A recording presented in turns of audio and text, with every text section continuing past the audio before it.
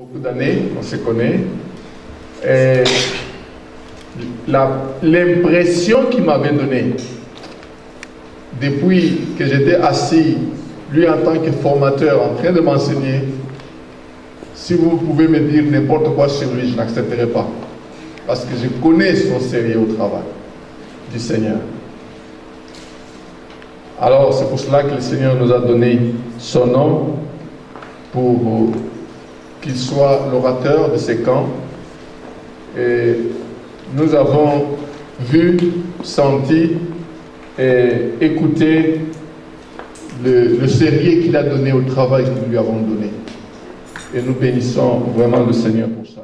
Merci aussi de nous avoir replongé tout à l'heure dans ces vieux cantiques. En tout cas, ça m'a ramené plus de 30 ans en arrière. Il y a des chants que je n'ai plus jamais chantés depuis, mais j'ai eu l'occasion de les rechanter encore aujourd'hui. Et il y a une chose qui m'a frappé dans la thématique qui a inspiré tous ces cantiques. Je vois le sens de l'engagement. Le sens de l'engagement. Donc ces cantiques-là ont nourri notre foi. Je comprends aujourd'hui les personnes âgées qui sont dans l'église, qui voudraient qu'on rechante les vieux cantiques, parce que ça leur rappelle quelque chose. Donc je pense qu'il faut essayer de satisfaire tout le monde, même si ça évolue, parce que le Saint-Esprit n'a pas arrêté d'inspirer les compositeurs, mais on peut mélanger les anciens et les nouveaux. Ça fait vraiment plaisir. Je voudrais, pour ce dernier enseignement, Jésus est Seigneur. En fait, c'est répondre à la question que le Seigneur lui-même avait posée à ses disciples, particulièrement quand il les a amenés là dans le territoire de Césarée de Philippe. Qui dites-vous que je suis? Elle a été posée à ces disciples-là, après qu'ils aient marché avec lui pendant 3 ans, presque 3 ans, parce que c'était au bout du ministère du Seigneur, peu avant de vivre la passion et puis de subir la crucifixion sur la croix. Il leur pose cette question, mais je crois que cette question est toujours d'actualité pour tout disciple de Jésus, à quelque moment que ce soit. Et je pense que ça vaut la peine, dans notre marche, de nous arrêter et puis de faire une mise au point pour éviter de répéter constamment des mots, des termes, des expressions sans savoir ce que ça peut signifier pour nous aujourd'hui. Il y a quelques années, nous étions invités à un mariage. Et ce qui était frappant, donc après le culte, nous étions dans la salle de fête. Et ce qui m'avait frappé à ce moment-là, c'était que dans cette salle, on a fait 2 groupes. Le groupe des membres de l'Église, ou des chrétiens, et puis l'autre groupe, celui des païens, ou ceux qui ne viennent pas à l'Église. Et pour chaque acte qui devait être posé, il fallait qu'on se lève, il fallait qu'on prie, il fallait qu'on chasse les démons qui étaient soit dans un coin ou je ne sais pas, dans les airs ou à n'importe quel endroit, il fallait les chasser. Voilà, c'était fait au début. Et puis, quand il fallait commencer à manger, il fallait de nouveau se lever, chasser les démons qui pourraient peut-être se loger, on ne sait jamais, dans un verre d'eau ou dans... Et toute la soirée, ça continuait comme ça. Et au nom de Jésus, et on chassait et les démons, et constamment. Je me suis fait cette réflexion. J'ai l'impression que le diable ou les démons sont omniprésents. Ils sont si forts qu'il faille à chaque fois invoquer le nom de Jésus, et ce Jésus semble être sourd, parce que quand on lui demande une seule fois, il ne répond pas, il faut récidiver, il faut continuer. Finalement, ce Jésus-là, il me semble tout petit, et le diable semble être plus grand, et plus fort, et plus important. Vous voyez, frères et sœurs, comment ce que nous disons, quelquefois, n'est pas toujours conforme à ce que nous faisons. Il y a un message qu'on transmet. On parle plus de l'autre que du Seigneur lui-même. Et quand on prend la Bible, c'est vrai que la Bible parle des démons. Ce n'est pas le message central. Le message central de la Bible, c'est Dieu qui aime les hommes. Et il a tellement aimé les hommes qu'il a donné son Fils unique afin qu'il croit en lui ne périsse pas, mais qu'il ait la vie éternelle. Et ça, c'est le message important, que Jésus est plus grand. Ça vaut donc la peine de se souvenir de cette question que Jésus a posée. Je pense qu'à chaque instant, à chaque étape de notre vie, des mises au point sont nécessaires. Qui dites-vous que je suis? Et c'est une question à laquelle chacun peut répondre individuellement, mais aussi une communauté peut répondre individuellement. Pour nous, qui est Jésus aujourd'hui? Comment nous le concevons? Comment nous comprenons qui il est? Je voudrais commencer notre méditation, notre réflexion sur ce sujet Jésus est Seigneur par un texte biblique. Ce texte, c'est dans l'évangile de Jean.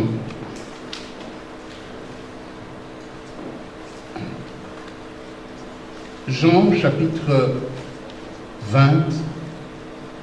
et nous lisons à partir du verset 19 jusqu'au verset 29.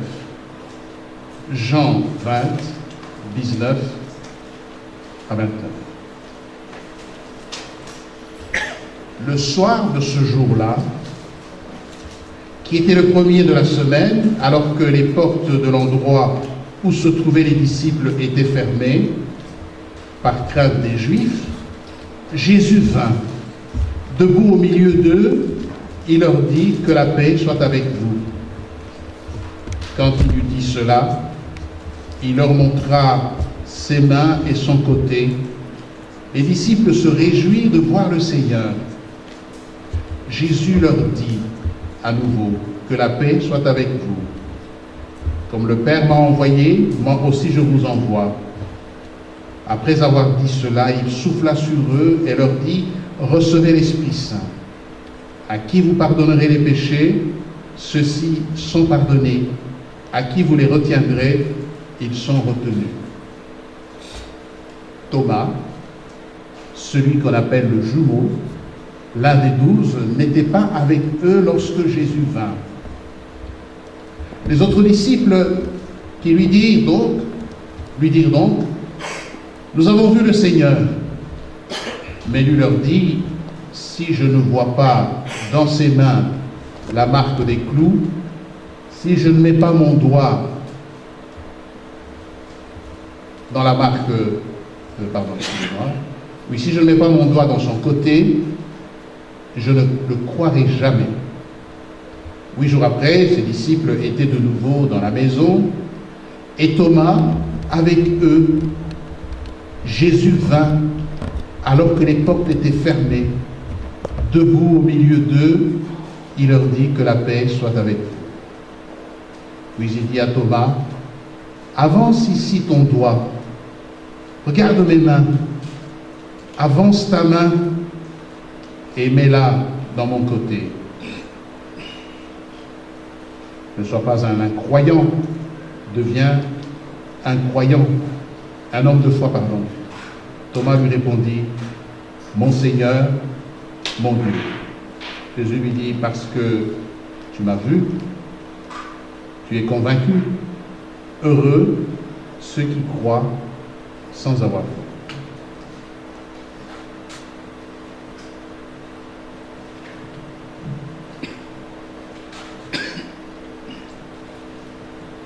Nous sommes dans les premiers jours d'après la résurrection de Jésus. Un événement sans précédent. Ces disciples qui étaient abattus, qui voyaient tout leur espoir s'effondrer le jour où Jésus était crucifié, ils avaient perdu tout espoir. Voici qu'on leur annonce que Jésus est ressuscité. C'est d'ailleurs assez remarquable de voir que le ressuscité ne s'est pas montré à tous. Il choisissait ceux à qui il voulait se montrer, ceux à qui il voulait se révéler.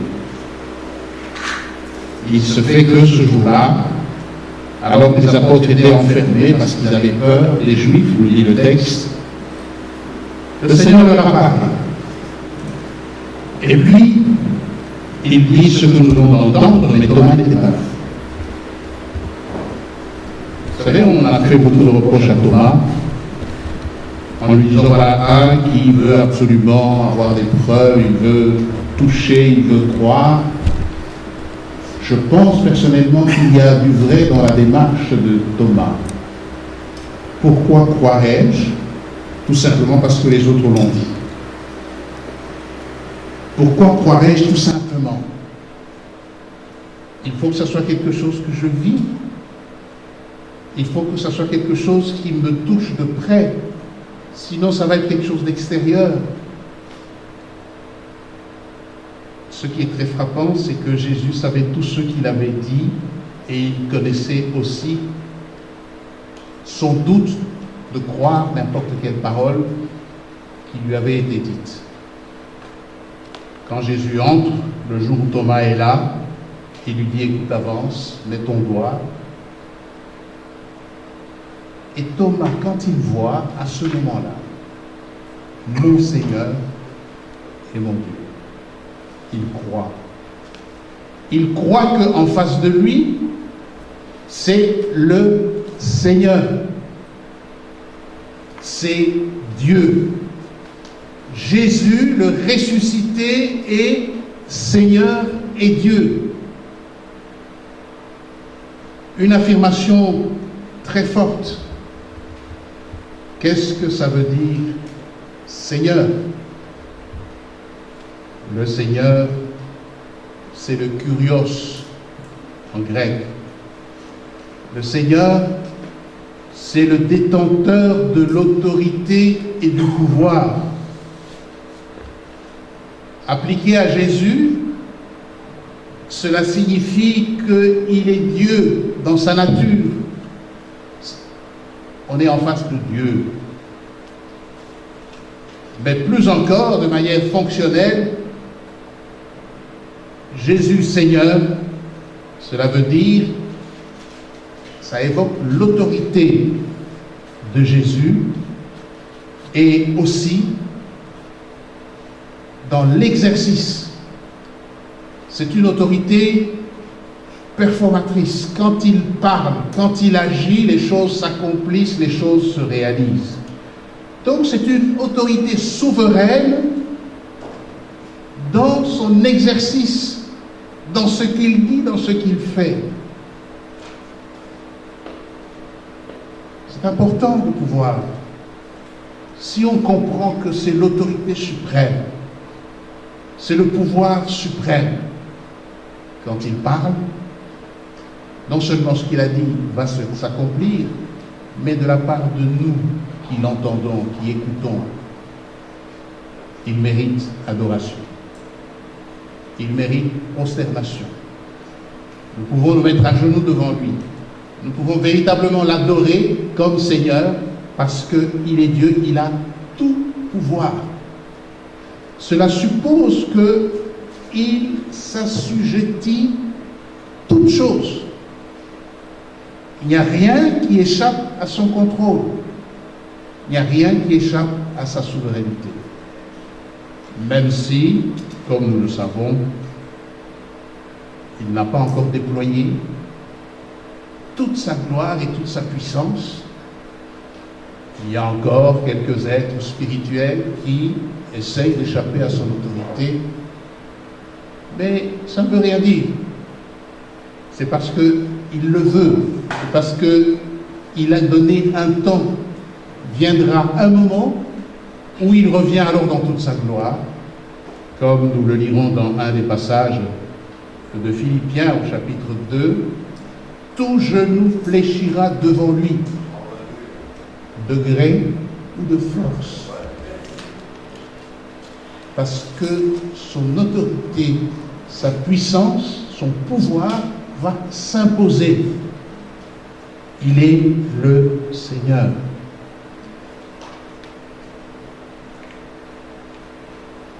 avant la Passion.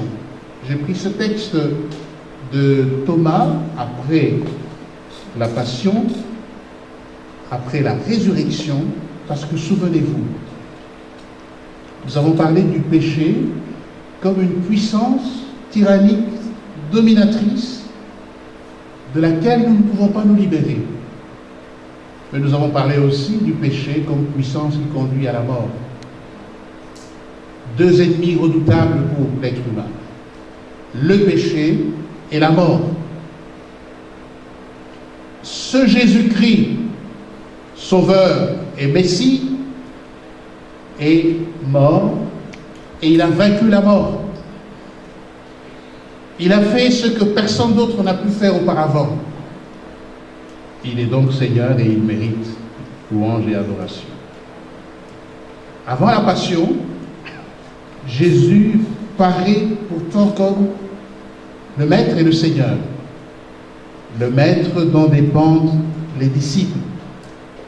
Jésus, déjà à ce moment-là, souvenons-nous notre première méditation, notre première réflexion sur la vie de Pierre. Lorsque ce miracle s'accomplit, le deuxième miracle, pour moi le plus important, la conversion de Pierre, Pierre se jette, se prosterne devant Jésus-Christ, et puis il confesse, mon Seigneur, retire-toi de moi, je suis un pauvre pécheur. Désormais, je ferai de toi pécheur d'hommes. Le texte nous dit, Pierre quitta tout pour le suivre. Il est donc ce Seigneur qui peut faire que les gens abandonnent leur travail, qu'ils changent l'orientation de leur vie pour marcher à sa suite. Il est là comme en train de réclamer qu'on le suive. Nous avons d'autres passages où Jésus dit « Quiconque veut me suivre et regarde en arrière, il n'est pas digne d'être mon disciple. » Celui qui veut me suivre et qui est encore, souvenez-vous de ce disciple qui dit « Oui, je viens te suivre, mais attends, je vais aller d'abord m'occuper de mes parents ou bien enterrer mes parents. » Même là aussi, Jésus se comporte comme le Seigneur qui demande que nous le préférions à tout autre, qu'il soit le premier dans notre vie. Et il se comporte déjà comme un Seigneur, comme le Seigneur. Il ne veut pas de concurrents. Il ne supporte pas qu'il y ait des concurrents, pas parce qu'il est orgueilleux, mais de par sa nature même. Il est le Seigneur, celui qui a tout créé, celui à qui appartient le monde, celui qui donne la vie, celui qui nous fait vivre. Parce que par sa seule volonté, nous existons, nous dit encore le livre de l'Apocalypse. Jésus, avant Pâques, il se comporte véritablement comme le Seigneur. Un autre épisode où nous voyons qu'il se comporte véritablement comme le Seigneur, avant l'entrée dans Jérusalem, la semaine de la Passion, l'entrée de Jérusalem, il envoie ses disciples. Vous irez dans telle rue et à telle maison, vous entrerez, vous trouverez deux ânes, et puis prenez-les. Si on vous demande, dites, le Seigneur en a besoin. Le Seigneur en a besoin. Il est le Seigneur de tout bien. Il se comporte en tant que tel. Frères et sœurs, rien que cette pensée nous permet de comprendre que s'il est le Seigneur, nous lui devons tout. Mais il y a des moments, parfois, je ne sais pas pourquoi, et peut-être nous estimons-nous en droit de pouvoir réclamer des choses auprès de lui, il y a des moments où nous entrons même dans une négociation. Seigneur, tu vois tout ce que j'ai fait pour toi. Et tu oses permettre encore que j'ai telle ou telle difficulté après tout ce que j'ai fait pour toi. Eh bien, si tu veux que je continue à aller au culte, il faut que tu changes. Si tu veux que je continue à donner l'offrande, il faut que tu changes ton attitude. Comment on peut qualifier une telle attitude? C'est une attitude enfantine. C'est l'attitude des enfants gâtés. Des enfants qui ne savent pas, qui ne comprennent pas. Voilà pourquoi, frères et sœurs, il est important de pouvoir méditer et réfléchir sur ces termes qui sont courants, que nous utilisons bien souvent. Le Seigneur.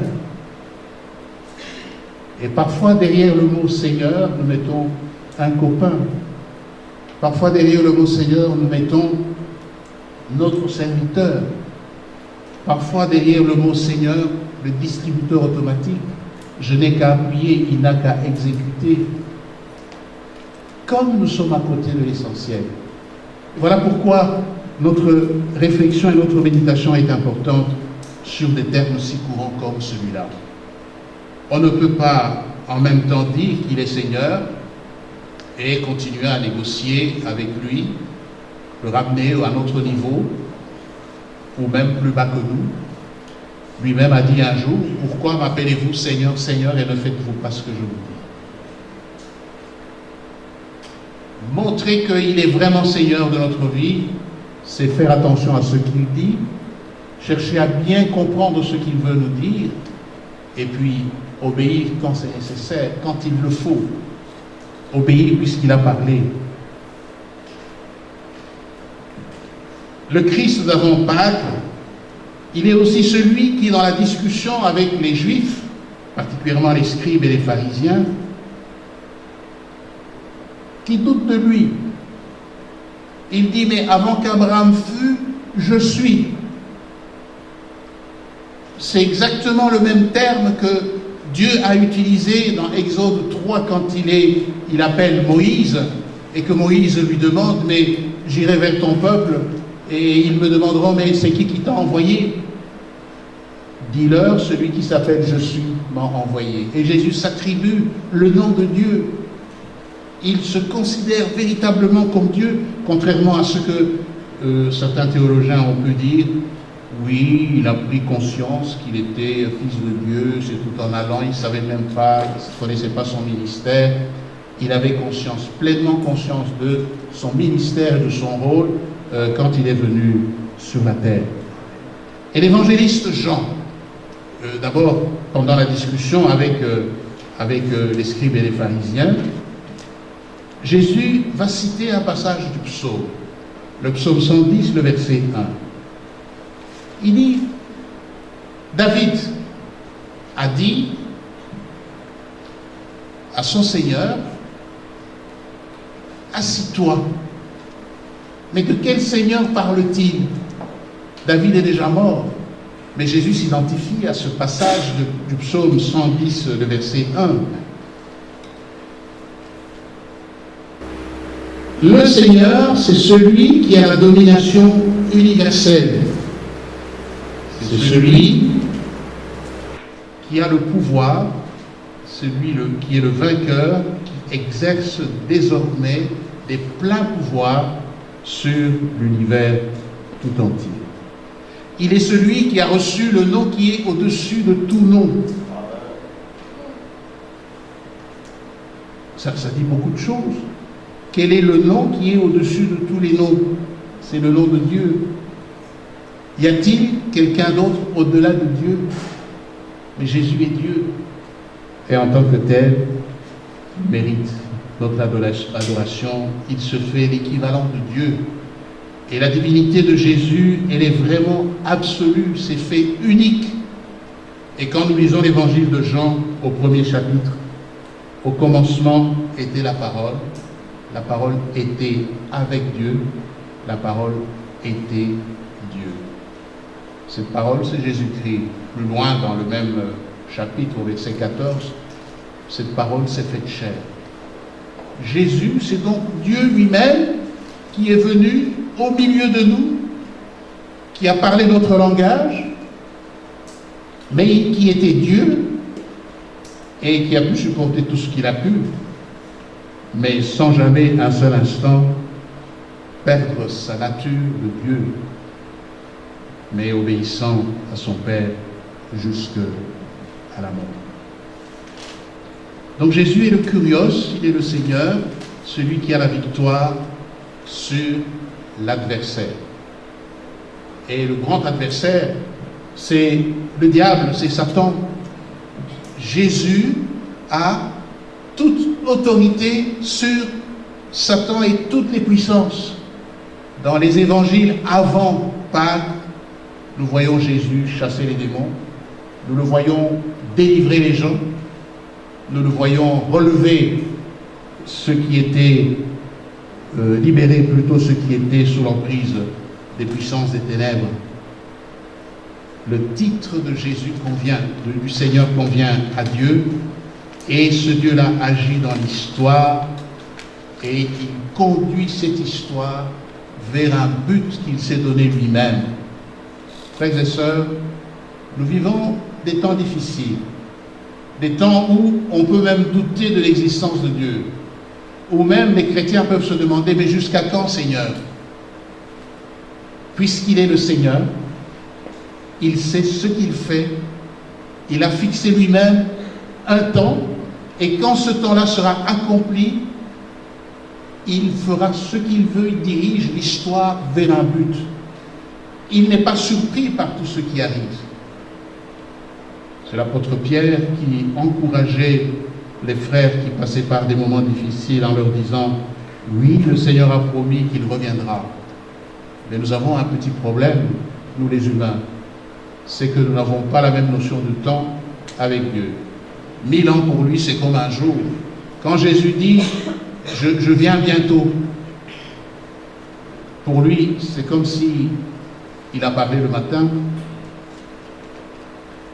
vers 7h30, et peut-être qu'il revient à 7h35, mais pour nous, c'est toute une éternité. Mais quand le temps sera là, il viendra. Et l'apôtre encourage justement les chrétiens à persévérer, parce qu'il va arriver. Jésus a donc autorité sur l'histoire. Il ne sera pas surpris, ou il n'est pas surpris par ce qui arrive, parce qu'il est le maître. Et ceci peut nous encourager à lui faire confiance, à persévérer dans ce que nous devons faire, à persévérer dans le service qui est le nôtre. Frères et sœurs, le Jésus d'avant Pâques, il est aussi celui qui a manifesté sa puissance sur les forces de la nature. Il nous souvient tout simplement de la tempête apaisée. Il est là avec ses disciples sur la barque, et puis la tempête est soulevée sur la mer.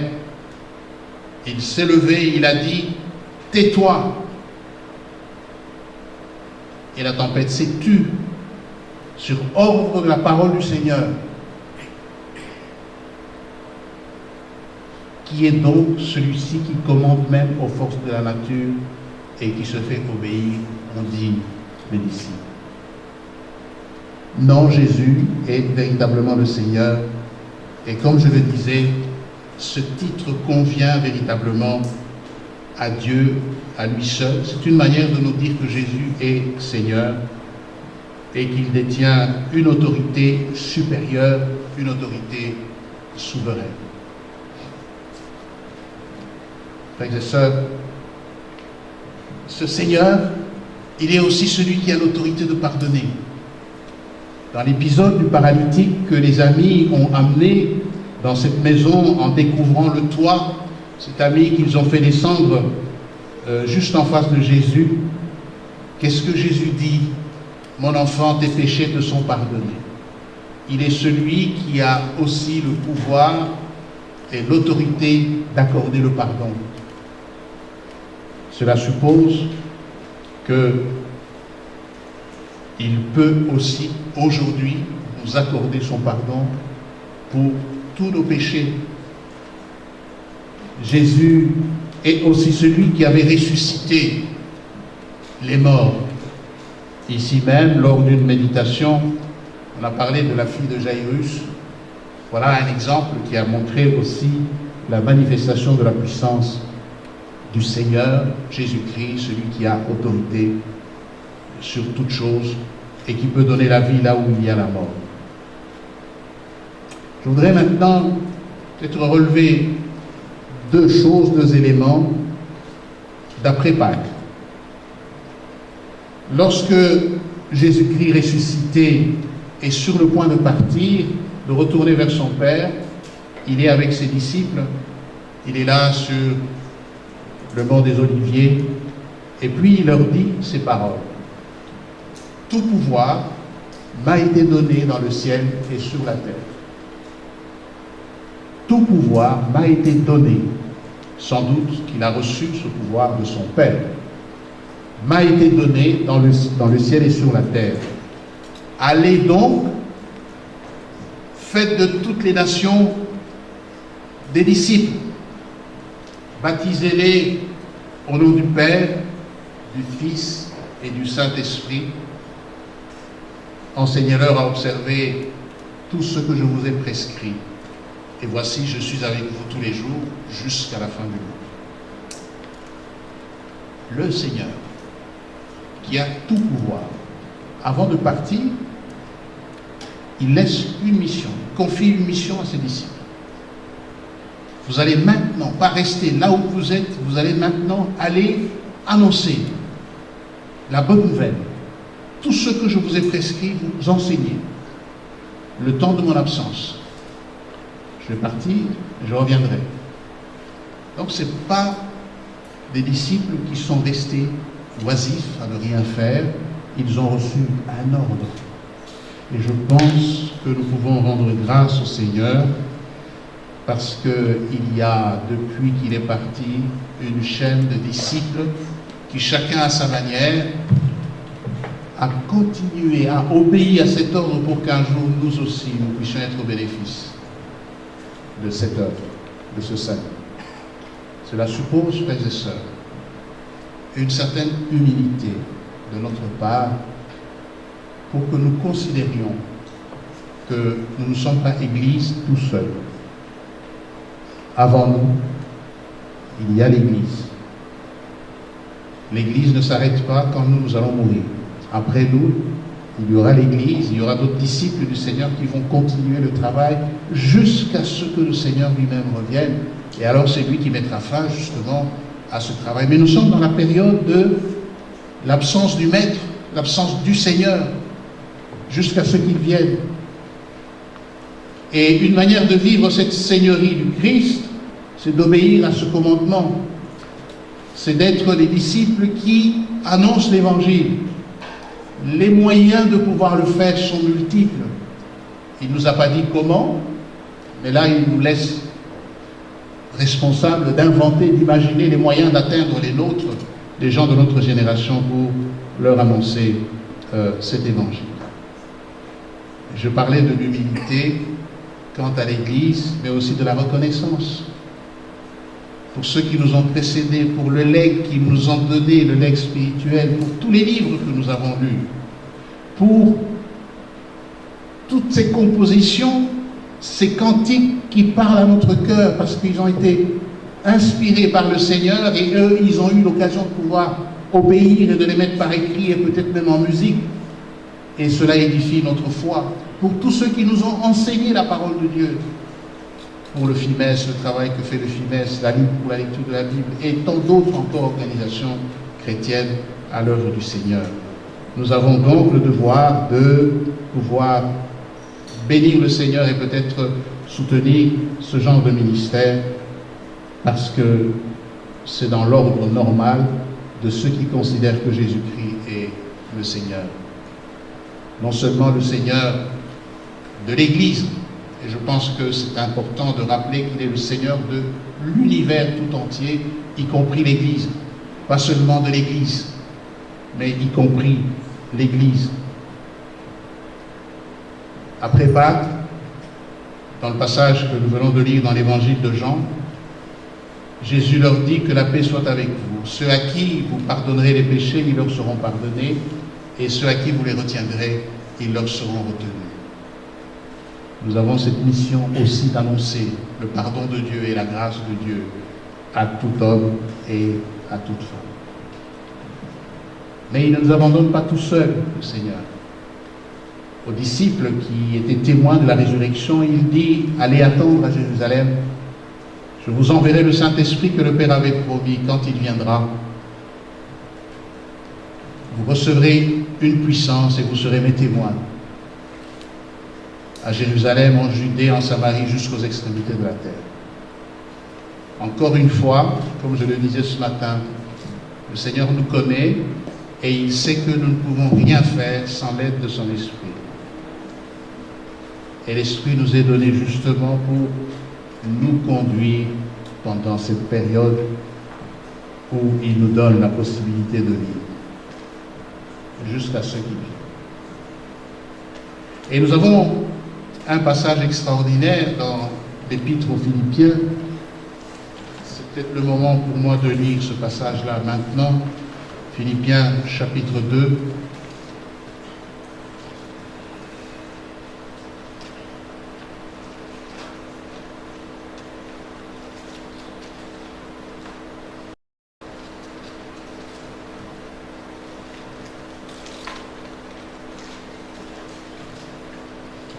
Philippiens chapitre 2, à partir du verset 5. Ayez entre vous les dispositions qui sont en Jésus-Christ.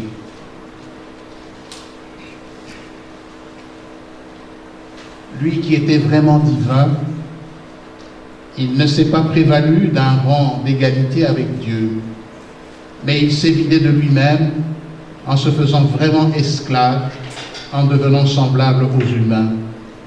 Reconnu à son aspect comme humain, il s'est abaissé lui-même en devenant obéissant jusqu'à la mort sur la croix. C'est pourquoi Dieu l'a souverainement élevé et lui a donné le nom qui est au-dessus de tout nom, pour qu'au nom de Jésus, tout genou fléchisse dans les cieux, sur la terre et sous la terre, et que toute langue confesse, reconnaisse que Jésus-Christ est Seigneur, à la gloire de Dieu le Père. Voilà comment on nous décrit la marche de Jésus sur la terre. Lui qui était Dieu, fait homme, il s'est abaissé. Et quel abaissement! Quel abaissement pour un Dieu d'être considéré comme un criminel, d'être crucifié comme un criminel, d'obéir à son Père parce qu'il devait sauver l'humanité. C'est pourquoi, parce qu'il a fait cela, c'est pourquoi Dieu l'a souverainement élevé et lui a donné un nom qui est au-dessus de tout nom. Le contexte dans lequel l'apôtre écrit cet hymne extraordinaire au Seigneur Jésus-Christ, c'est une exhortation à l'Église. Dans l'église de Philippe, où l'apôtre exhorte les chrétiens à suivre l'exemple du Seigneur, à vivre dans l'humilité, marcher comme lui a marché, dans l'humilité. C'est Dieu ce qui a élevé. Quand nous marchons dans l'humilité, quand nous marchons dans l'obéissance, Dieu seul peut nous élever. Et parfois, quand nous cherchons à nous élever nous-mêmes, ça fait des catastrophes.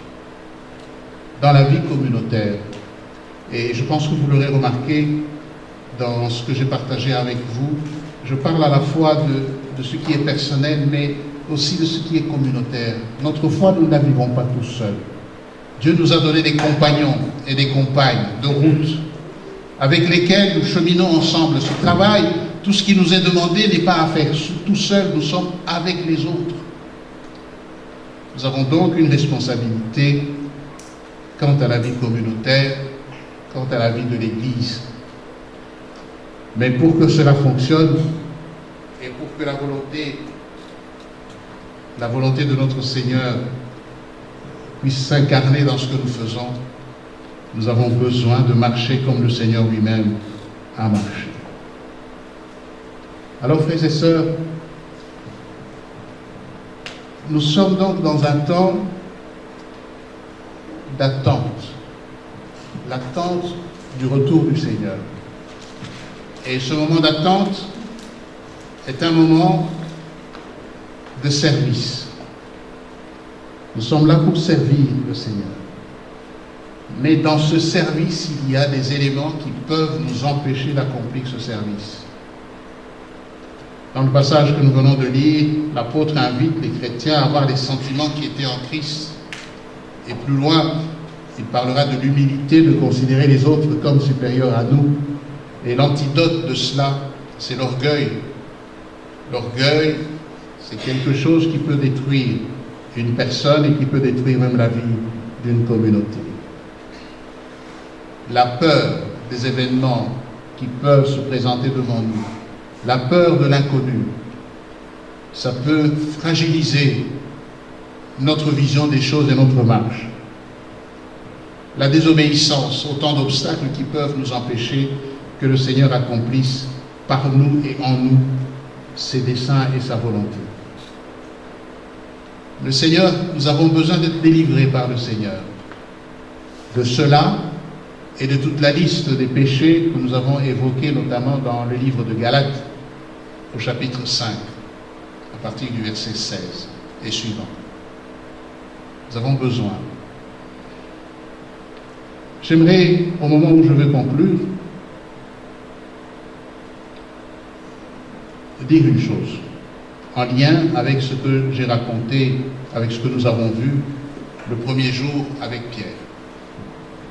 Nous avons vu que le parcours de Pierre, c'est un parcours évolutif. Ce Pierre du début, il marche et il découvre, et il continue à découvrir le Seigneur. Et que sa vie n'est pas tout à fait rectiligne, il y a des moments, il y a des hauts, il y a des bas, il y a des moments où il va sur le côté, etc. Mais il chemine avec le Seigneur. J'ai la conviction que je vais partager avec vous aussi. Chacun de nous est à une certaine étape de sa vie avec Dieu. Nous ne pouvons pas dire qu'il n'y a rien avant Fimès 2015. Il y a eu quelque chose avant Fimès 2015. Et puis il y a ce moment particulier que Dieu nous donne, que nous pouvons considérer comme une étape dans notre marche avec lui. Et puis il y aura l'après-Fimès 2015 à Verviers. Nous sommes donc un peuple en marche. Nous sommes un peuple en route. Mais si nous voulons vraiment profiter de ces moments à chaque instant que Dieu nous donne, comme je le disais, cette rencontre, elle est ordinaire. La presse n'a pas parlé du Fimès 2015. Peut-être même que les voisins qui sont ici ne savent pas que nous sommes même ici. C'est une rencontre ordinaire. Mais Dieu agit dans l'ordinaire. Dieu agit dans l'ordinaire. Poursuivons. Gardons-nous de rechercher le merveilleux, le tape à l'œil, des prodiges. Laissons le Seigneur nous conduire. Lui-même produira des prodiges sur notre route, le merveilleux sur notre route. Mais c'est lui qui en aura l'initiative, c'est lui qui en aura la responsabilité. Mais dans l'ordinaire, il est aussi là. Un proverbe, je ne sais pas s'il est chinois ou s'il est africain. Vous savez, ces jours-ci, on parle beaucoup des Chinois. Tout ce qui est bon, semble-t-il, vient de là. Mais peu importe, l'essentiel, c'est la pensée qui est partagée. Lorsque un arbre tombe dans la forêt, on entend le bruit de cet arbre qui s'est fracassé peut-être même à des kilomètres. On entend ce bruit-là. Mais quand les arbres, les autres poussent dans la même forêt, on n'entend pas le bruit des arbres qui poussent. Pourtant, c'est la vie. Et il y a combien de vies qui se développent dans la forêt? Mais ils ne font pas beaucoup de bruit. Ne cherchons pas seulement ce qui fait de bruit, ce qui frappe. Si le Seigneur le veut, il le mettra sur notre chemin. Mais dans la simplicité, dans l'obéissance, et encore une fois, dans ce que je disais, dans la méditation régulière, dans la prière, dans la simplicité, dans l'obéissance, Le Seigneur est à l'œuvre, il nous transforme. Et il fera de telle sorte que son image soit visible en nous. Quand les autres nous voient, ils voient le Christ. Et ils viendront eux-mêmes vers nous. Pourquoi tu es comme ça? Nous étions en voyage, et je termine par là. On a fait un voyage en Turquie avec ma femme. Et c'était un voyage organisé. Il y avait là un groupe de personnes. C'était au 3e ou 4e jour que nous avons appris que dans notre groupe, il y avait un professeur de médecine, qui a appris que nous avions un fils qui faisait la médecine, et puis il voulait savoir, il était justement professeur dans l'université où il a étudié. Ah, tiens, vous êtes les parents d'un tel? Oui. Eh bien, il nous a dit clairement qu'il était athée. Il était athée. Pour lui, Dieu, c'est une invention des hommes. Il n'y avait pas lieu de discuter, nous n'avons rien dit. Ce n'était pas le lieu de discuter. Puis les jours ont passé, il dit à ma femme, j'étais pas là, il dit à ma femme, je vois votre mari, c'est extraordinaire. Il inspire la paix. Il donne confiance. Il inspire la paix. C'est impressionnant pour moi. Si c'est la paix du Christ, gloire à Dieu, me suis-je dit. Que le Seigneur bénisse le petit travail accompli et que toute la gloire lui revienne. Amen.